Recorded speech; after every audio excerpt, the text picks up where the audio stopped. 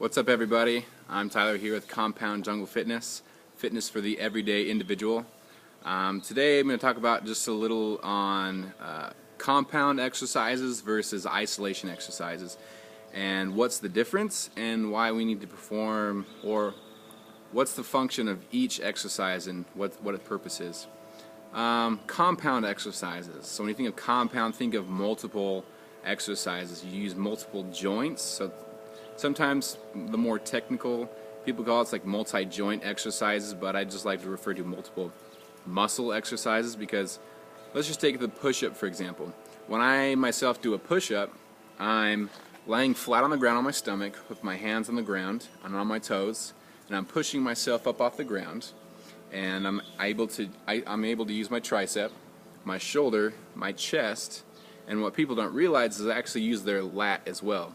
The latissimus dorsi, if you want to be more technical.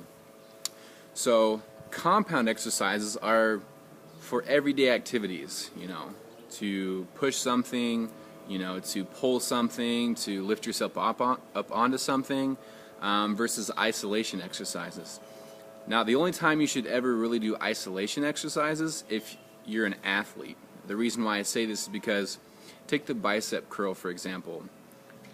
When in real life do you do a bicep curl?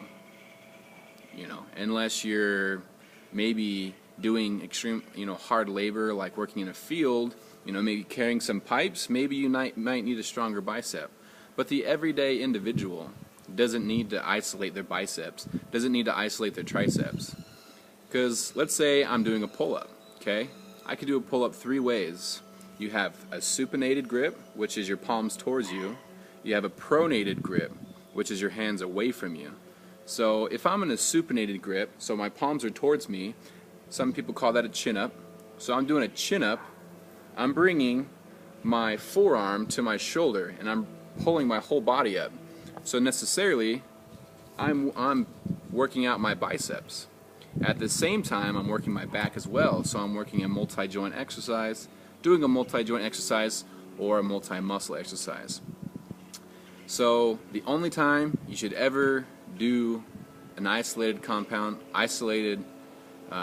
exercise is if that requires you for a specific sport or for a specific activity. But for the everyday individual, just stick to compound exercises.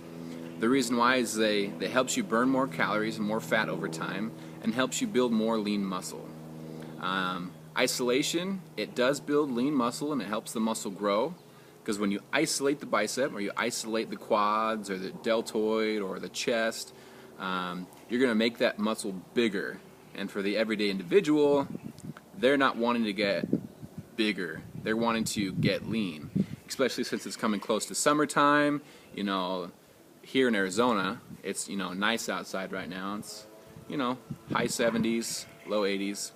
And it's really nice, so people are starting to take off their clothes, people are starting to get into more warmer clothes where they can go to the beach, so people more want to get down to that flat belly instead of that bigger, beach guy who's, so huge, but he's also got a belly on him, Everyone wants that lean six-pack.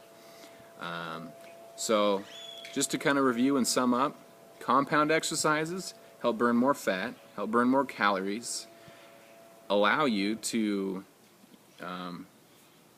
use more muscles inside a single exercise and isolating one at a time. So it's going to benefit A, not only your strength, but B, your performance in an exercise that you do.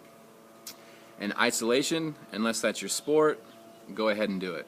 But I specifically prefer compound exercises because I feel that it gave me a greater workout, and I feel that I'm getting towards my goal of being more lean and more fit versus getting bigger, which, some people are already big enough, and that's that. Alright guys, have a good one.